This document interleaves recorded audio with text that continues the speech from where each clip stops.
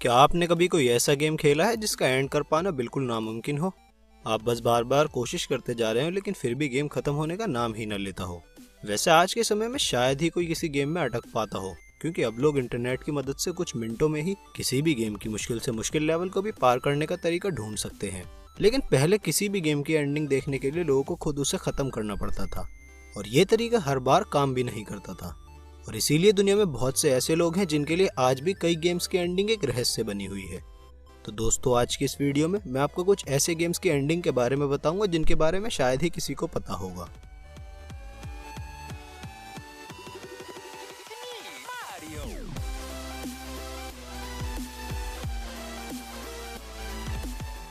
Number 1, flappy bird. Flappy bird को एक वियतनामी game designer और डेवलपर डोंग युएन ने बनाया था। डोंग के इस साधारण से गेम ने पूरी दुनिया को कुछ हफ्तों में ही अपना दीवाना बना लिया था। डोंग का कहना है कि वो शुरू में अपने गेम का नाम फ्लैप फ्लैप रखना चाहते थे, लेकिन उस नाम से पहले ही एक गेम बना हुआ था, तो उन्होंने अपने गेम का नाम फ्लैपी बर्ड रख दिया था। डोंग को इस गेम को बनाने में सिर्फ कुछ दिन का ही समय लगा था, और इसीलिए उन्हें बिल्कुल भी उम्मीद नहीं थी कि उनका ये सिंपल सा गेम लोगों को इतना ज्यादा पसंद आएगा।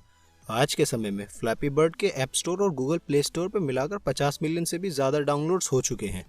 जब फ्लैपी बर्ड गेम वायरल हुआ था तो ऐसा कोई सोशल मीडिया नहीं बचा था जहां पर लोग इसके बारे में बात नहीं कर रहे थे।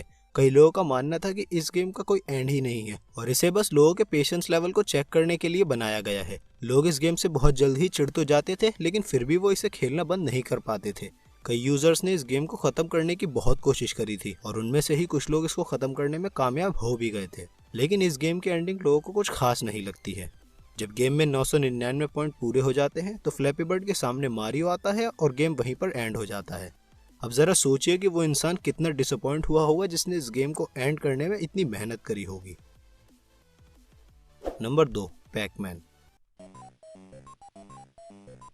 अगर बात करें क्लासिक आर्केड गेम की तो उनमें सबसे ज्यादा मशहूर गेम है पैकमैन। पैकमैन को जापानीज गेम कंपनी नेमको ने साल 1980 में लॉन्च किया था। ये एक सिंपल सा गेम है जिसमें एक प्लेयर को एक कंट्रोलर की मदद से लेवल में दिख रहे सारे डॉट्स खाने होते हैं, और उन डॉट्स को खाते हुए ही पैकमैन को अपने एनिमीज, जिन्हें घोस्ट कहा जाता है, से भी बचना होता है।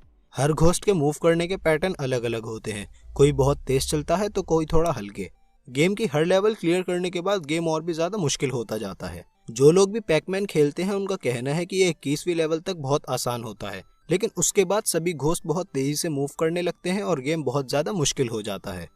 ज्यादातर सभी लोगों का मानना है कि पैकमैन में सिर्फ 255 लेवल्स हैं और 255वीं लेवल को पार कर पाना नामुमकिन है, लेकिन इस गेम के एक्सपर्ट प्लेयर बिली मिचेल ने एक बार कुछ घंटों तक लगातार गेम खेलने के बाद लेवल 255 को भी पार कर लिया था और वो लेवल 256 पर पहुंच गए थे।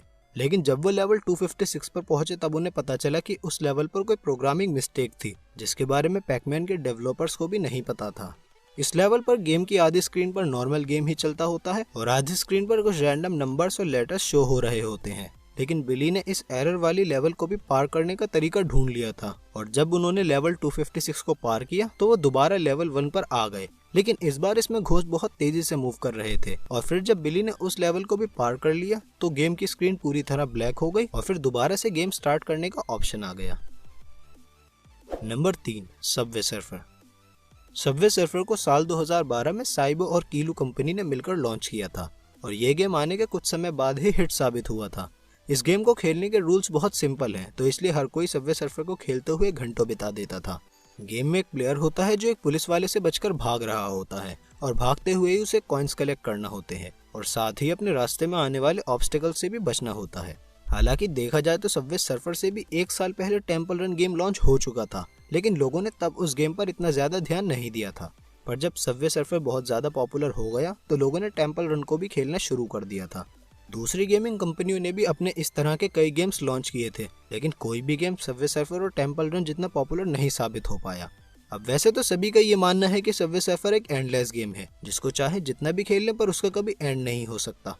लेकिन अगर टेक्निकली देखें तो ये गेम भी एंडलेस नहीं है, क्योंकि किसी भी डिवाइस में एक लिमिटेड मेमोरी होती है जिसमें एक हद तक ही डेटा स्टोर किया जा सकता है।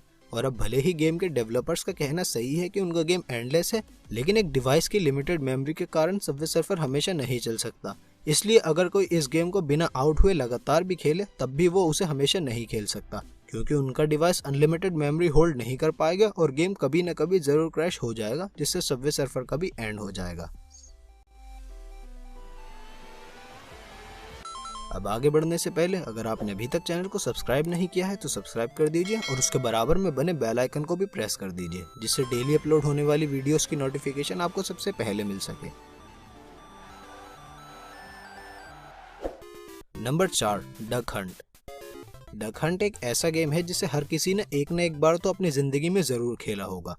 ये गेम कितना ज्यादा पॉपुलर है इसका अंदाजा इसी से लगाया जा सकता है कि इस गेम की लगभग 28 मिलियन कॉपीज बिक चुकी हैं। डक हंट गेम में प्लेयर के पास एक गन होती है जिससे वो स्क्रीन पर उड़ रही बत्तखों का निशाना लगाता है। इन डक्स को एक शिकारी कुत्ता घासों में से उड़ा रहा होता है और जब भी प्लेयर का निशाना ठीक लग जाता है तब वो कुत्ता मरी हुई डक को घासों में से उठाकर दिखाता है और जब निशाना मिस हो जाता है तब वो शिकारी कुत्ता प्लेयर पर हंसता है। इस गेम की डेवलपर कंपनी निंटेंडो का कहना है कि डक हंट उनके बेस्ट सेलिंग गेम्स में से एक है, पर इतना पॉपुलर गेम होने के बाद भी ज्यादातर लोग इस गेम की एंडिंग के बारे में नहीं जानते हैं। अब जैसे हमने अपनी लिस्ट के बाकी गेम्स की एंडिंग बताई जो बहुत ज्यादा डिसअपॉइंट करने वाली थी, वैसे ही डक हंट की एंडिंग भी डिसअपॉइंटमेंट से भरी हुई है। तो जब प्लेयर इस गेम की 99वीं लेवल को पार करता है तो वो लेवल 0 पर पहुंच जाता है और उस लेवल पर बहुत सारी डक्स आसमान से नीचे गिरती हुई दिखती हैं, जिन पर निशाना लगा पाना नामुमकिन होता है। और जब सभी डक्स नीचे गिर जाती हैं तब वो बस शिकारी डॉग हंसता हुआ ऊपर आता है और गेम वहीं पर खत्म हो जाता है। Number 5, T-rex game. T-rex game हमारे वीडियो में मेंशन किए गए सभी गेम्स से बहुत अलग है और इस गेम को बस वही लोग जानते होंगे जो अपने मोबाइल या पीसी में क्रोम ब्राउजर का इस्तेमाल करते हैं। मान लीजिए आप कभी क्रोम ब्राउजर पर किसी वेबसाइट पर जाने की कोशिश कर रहे हैं और तभी अचानक से आपका इंटरनेट कनेक्शन बंद हो जाता है और आपके सामने स्क्रीन पर एक डायनासोर बना हुआ आता है जिसके नीचे लिखा होता है there is no internet connection. अब बस यहीं से टी-रेक्स गेम की शुरुआत होती है। मोबाइल और डेस्कटॉप पर इस गेम को खेलने के तरीके अलग अलग हैं। मोबाइल पर यूजर को उस टी-रेक्स पर टैप करना होता है जिससे गेम शुरू हो जाता है और वहीं पीसी पर गेम शुरू करने के लिए स्पेस बटन को दबाना पड़ता है।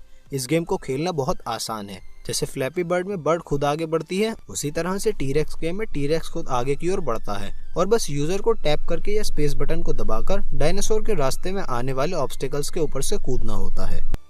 क्रोम के डेवलपर्स का कहना है कि इस गेम को उन्होंने इसलिए बनाया है कि उनके यूजर्स का बिना इंटरनेट कनेक्शन के भी टाइम कट सके। ये गेम साल 2018 में 270 मिलियन बार खेला गया था और इसी वजह से क्रोम के डेवलपर्स को इस गेम को मैनेज करने के लिए एक पूरी टीम भी बनानी पड़ी थी।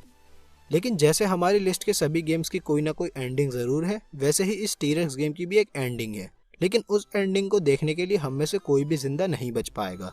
दरअसल टी-रेक्स गेम के डेवलपर्स का कहना है कि उन्होंने इस गेम के कोड्स को बहुत क्रिटिकल तरीके से लिखा है और इसी वजह से इस गेम को एंड करने में लगभग 1 करोड़ 70 लाख साल लगेंगे। अब इतने समय तक तो शायद ही किसी मोबाइल की स्क्रीन या कीबोर्ड का स्पेस बटन काम कर पाए। तो दोस्तों ये थे कुछ ऐसे गेम्स जिनकी एंडिंग के बारे में बहुत कम ही लोगों को पता है। अब अगर ये वीडियो पसंद आई हो तो इसे लाइक करिए और अपने दोस्तों के साथ शेयर भी करिए और मुझे कमेंट करके बताइए कि नेक्स्ट वीडियो आप लोगों को किस टॉपिक पर देखनी है।